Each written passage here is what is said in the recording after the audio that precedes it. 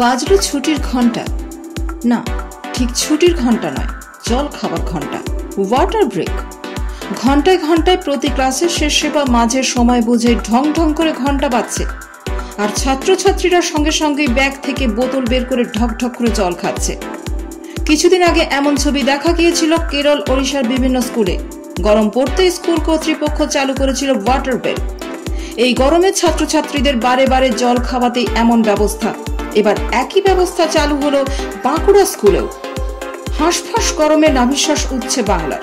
রাস্তায় চাঁদি ফাটা রোদ, ঘরে থাকলেও গরম হাওয়ার তাপ প্রবাহের ঝাপটা ভালোই মালুম হচ্ছে। বাইরে বেরোলে তো কথাই নেই, দরদর করে ঘাম বেরিয়ে শরীর যেন জলশূন্য হয়ে যাচ্ছে। প্রখর রোদ আর দাবদাহ শরীর যেন নিংড়ে নিচ্ছে। ডিহাইড্রেশনে ভুগছে বাচ্চা থেকে বুড়ো। এমনই গা জ্বালা করা গরমে তাই বেশি করে জল খাওয়ার পরামর্শ দিচ্ছেন ডাক্তাররা। বাচ্চারা ঠিক মতো জল খাচ্ছে কিনা তার তদারকি করতে এবার আসরে নেমেছে বিভিন্ন স্কুল। বাঁকুড়া গার্লস প্রাইমারি স্কুলে চালু হয়েছে ওয়াটার বেল। বেল বাজলেই ব্যাগ থেকে বোতল বের করে বা গ্লাসে হাতে ঢক ঢক করে জল খাচ্ছে বাচ্চারা। স্কুল কর্তৃপক্ষের তরফে জানানো হয়েছে বাঁকুড়ায় এখন দিনের তাপমাত্রা 40 ডিগ্রি ছাড়িয়েছে, রিয়েল ফিল 45 ডিগ্রিও বেশি।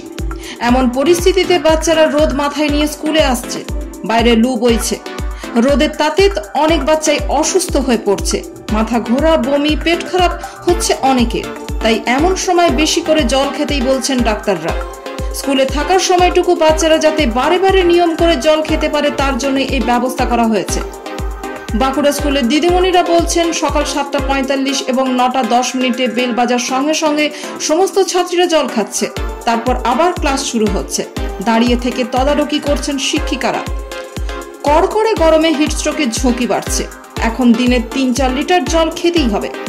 বাচ্চারা বাড়িতে থাকলে অভিভাবকদের নিয়ম করে জল খাওয়ানোর কথা বলছেন চিকিৎসকরা। আর স্কুলের সময়টুকুতে বেশিরভাগ বাচ্চাই জলের বোতল থেকে নিয়ম করে জল খায় না। তাই এই সময়টাতে ছাত্রছাত্রীদের জল খাওয়ানোর দায়িত্বটা নিচ্ছে স্কুল। কেরল, তামিলনাড়ু, ওড়িশার অনেক স্কুলেই এই ব্যবস্থা চালু হয়ে গেছে। এবার বাংলা স্কুলগুলিতেও ওয়াটার বেল চালু করার উদ্যোগ নেওয়া হচ্ছে।